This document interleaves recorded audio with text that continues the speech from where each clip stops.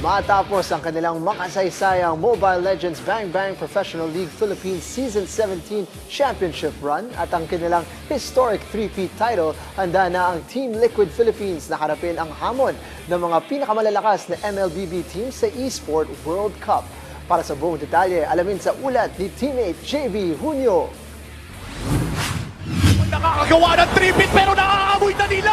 5 seconds pa para kay Ogwen. Power lock! Natapos sila Team Liquid Pass! Ang Team Liquid Philippines ang pinakamalakas!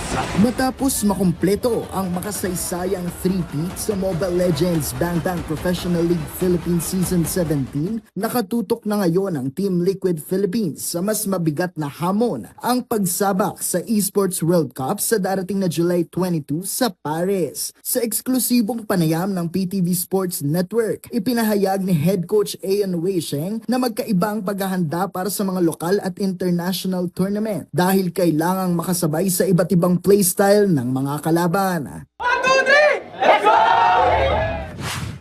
We are happy with the win in S17 and historic 3-peat, but for us, we don't take that into account. Whatever we did during the season is for the season itself, but it's different, right? Preparing for MPL and international tournaments are different. So I guess in international tournaments, you need to be ready for more different type of play styles, different type of teams, and yeah, so that's what we've been trying to do, to make sure that whoever we face, we can adapt. Ayon naman kay Assistant Coach Alex Snap Alvarado, naging mahalagang bahagi ng kanilang paghahanda ang mga natutuhan sa Asian Games qualifiers sa Singapore, kung saan mas nahasa ang koponan sa pag-a-adjust sa mga bagong meta. Philippines at sila ay match point na. Since we had some experience sa Asian Games qualifiers sa Singapore, nandyan naman yung warm-up for the team. Yung adjustments, as usual, per team naman yung adjustments. And as the tournament goes by, kailangan mag-adapt yung bata na mas mabilis talaga. Buo rin ang kumpiyansa ng mga manlalaro habang papalapit ang pinakamalaking esports tournament sa mundo. Para kay The GOAT, Carl TZ Nepomuceno, nananatili ang pressure bilang isa sa mga pamantayan ng MLBB esports sa mundo. Ngunit mas mahalaga ang mapanatili ang sikreto ng koponan. Siyempre may pressure naman po lagi, di naman po mawawala. Pero wala namang magagawa, kailangan naming galingan pa din araw-araw and ipoprove na lang namin sa kanila na magaling pa rin kami gan.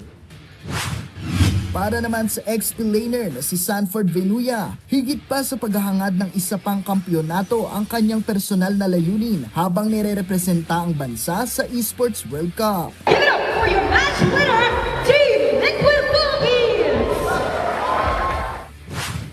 For this championship, syempre, aside dun is yung gold medal na pwedeng makuha sa Japan. And ayun, looking forward lang po talaga kami doon kasi as a team, ibang feeling yung nire-represent yung country. Samantala, sabik din ang sixth man at analyst na si Kim Daiki Sebanes sa kanyang unang international tournament, kung saan umaasa siyang makatulong sa koponan sa gabay ng kanilang coaching staff.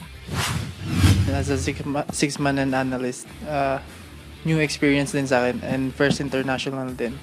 So yeah, sobrang happy na. With the guide ng coaches din. So inaalalayan din nila ako paano ko ano pang gagawin ko. Kasi yun nga, first international. So yeah, madali lang naman din kasi with the guide nga nila.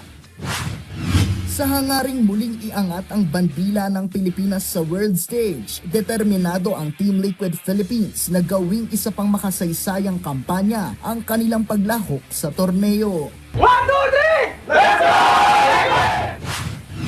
Ipapamalas ng Team Liquid Philippines ang lakas ng Pinas sa darating na Esports World Cup sa Paris.